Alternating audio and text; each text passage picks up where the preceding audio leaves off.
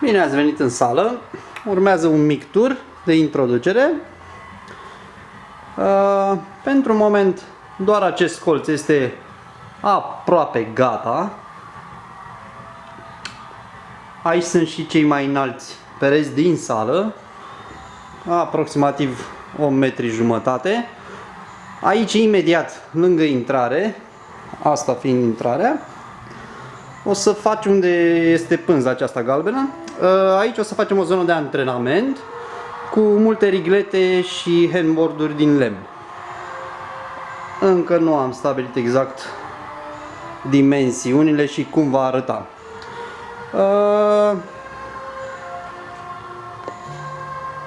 Câteva dintre aceste trasee sunt destul de ușoare, dar avem și unele dificile. De exemplu, pe acest negru ne cam chinuim cu toții să urcăm. Aici este o zonă în lucru, dar poate fi folosită. O să fie câteva panouri cu diferite înclinații aici. Da? Este foarte interesant acest traseu negru pentru că el pornește de undeva de aici, după aceea urcă, trece prin acel triunghi, ceea ce este chiar amuzant. După aceea urcăm pe grindă, facem un pas să ajungem pe acea mică platformă și urcăm până sus. Și acest perete va fi pentru escaladă, încă nu este complet. Vom forma un alt diedru aici, sala are foarte multe colțuri, foarte multe astfel de zone tip diedru. Aici urmează să fie zona de boulder. Pentru moment este doar un mic depozit aici. Și acolo este o magazie, dar toată zona asta va fi acoperită cu plăci. Vom pune prize și vom face boulder aici. Urmează, bineînțeles, să punem și saltele în zona asta. Pentru moment avem doar câteva saltele pe aici. Ok, asta e zona de boulder.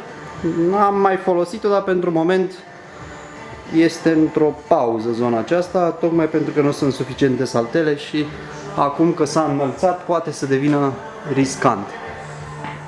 Dar oricum zona o să arate foarte interesant. La fel și aici avem diferite panouri cu diferite înclinații. Aici o să fie o treabă foarte interesantă pentru că voi lăsa această fisură și probabil ne vom încățăra doar băgând mâinile în această fisură. O să fie interesant. Da, hai să mergem și sus.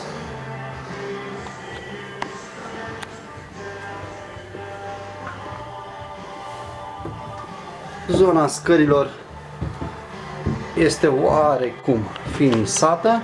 Aici suntem în spatele panourilor de boulder, unde cel mai probabil va fi o zonă de depozitare.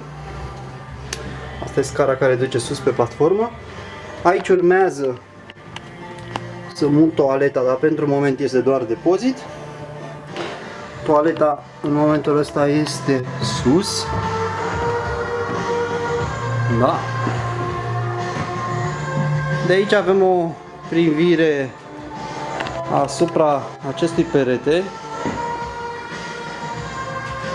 Da. Bineînțeles, putem să aruncăm o privire și pe la vecini, ceea ce nu e neapărat rău.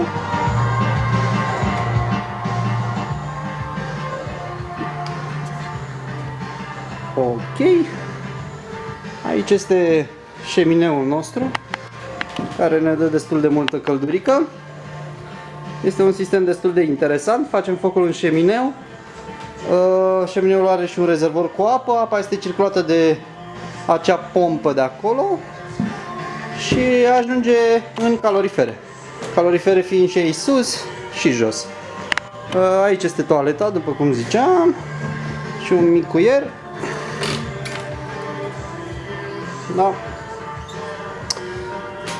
Ok. După această scurtă introducere, urmează o recomandare pentru perioada asta în care vom sta destul de mult baricadați în case. Și nu uitați, egiptenii sunt cei care au inventat escalada.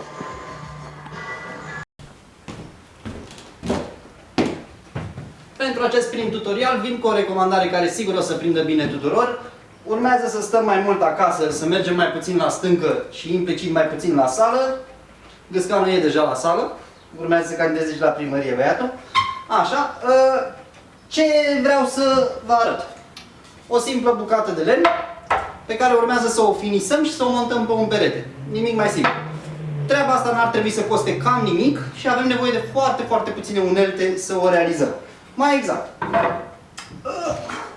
O simplă bormașină, da? Cu un burghiu și după o să avem nevoie de un bit să o prindem pe perete. Puțină pânză abrazivă pentru șlefuire. Se poate face treaba asta și cu o sculă electrică, dar la fel de bine poate să meargă și de mână. Bitul de care vă spuneam și 2-3 șurubele. Nu avem nevoie de mai multe. 2-3 șurubele, preferabil să fie solide, adică nu lucrați cu acele negrese, să spunem așa, pentru că s-ar putea să nu reziste. Cum facem asta? Luăm absolut orice bucată de lemn, nu contează neapărat profilul, poate să fie pătrat, poate să fie dreptunghic, nu e atât de important. După, este extrem de important însă să-l șlefuim. Bucata asta de lemn trebuie șlefuită foarte, foarte bine. Deci eu zic să stați mult și să îl șlefuiți. Puteți face și direct așa. Toate metodele sunt bune. Atenție unde faceți treaba asta, că dacă faceți undeva într-un spațiu închis o să faceți foarte mult praf și sigur n-ați vrea să amestecați ciorba cu treburile astea. Așa. Șlefuiți foarte, foarte bine. Puteți să-i faceți și câteva forme, da? Puteți să-i faceți și câteva forme. După când urmează să facem tracțiuni, ridicări în brațe pe scândurica asta, poți să pui mâna și aici, poți să pui mâna și aici, lucrezi cum mai chef. Poți să faci cu 2 degete, cu 3 și tot așa. Eu, sincer, cam fac cu toate degetele. Mi-e destul de greu să fac în 2 sau aproape imposibil într-unul. Continuăm și venim cu câteva exemple de cum am putea să facem toată treaba asta. Ăsta e deja realizat, dar vedeți, ăsta poate să intre foarte frumos aici. Da? Și după urmează să fie strâns pe perete. Important este atunci când prindem ăsta să nu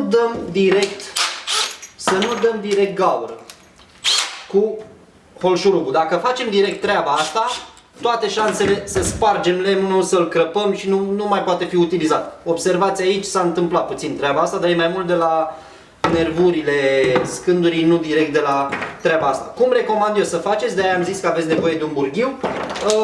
Înainte să îl prindeți de perete, dați câteva găuri cu bormașina. E super simplă treaba asta, dați câteva găuri, după zona asta care deja are așchi, trebuie și ea șlefuită, da?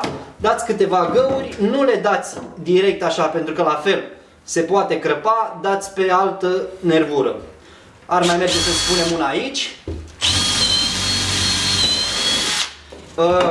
Atenție, dacă faceți acasă treaba asta, nu vă găuriți mochetă sau alte de-astea, eu aici la sală nu sunt așa grijuliu și, sincer, pe mine nu mă ceartă mama.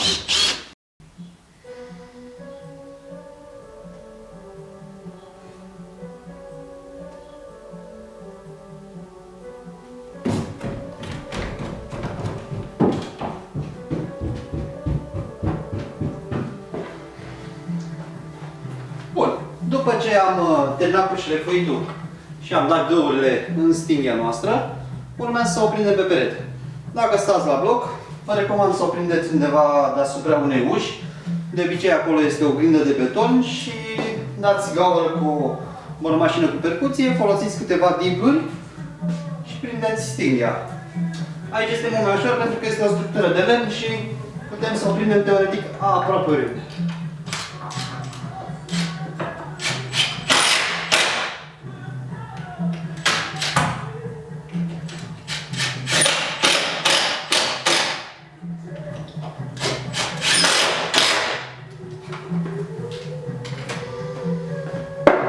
După ce am prins stingherea, urmează partea distractivă, tracțiune.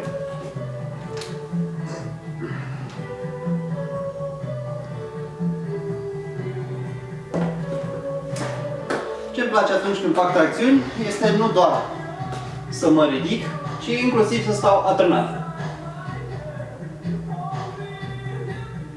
Treaba asta ne ajută și la anduranță. În același timp, putem să ne mișcăm picioarele.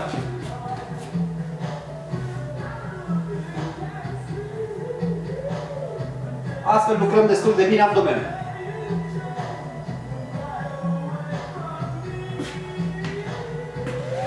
Tutorialul este în principal despre o stinghie pe care putem să o montăm aproape oriunde la noi în casă, pentru ca în perioada asta să facem în continuare exerciții și mișcare.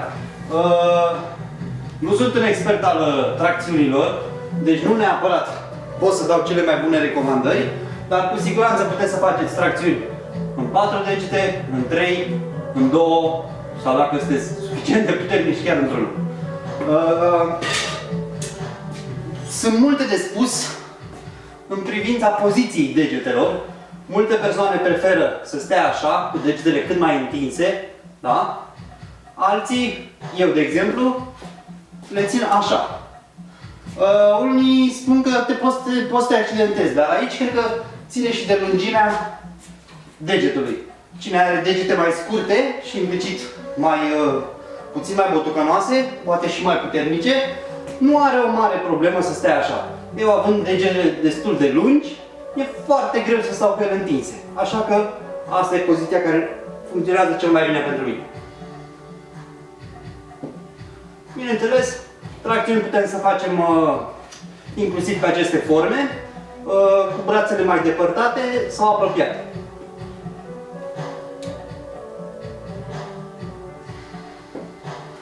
Ok, distracție plăcută!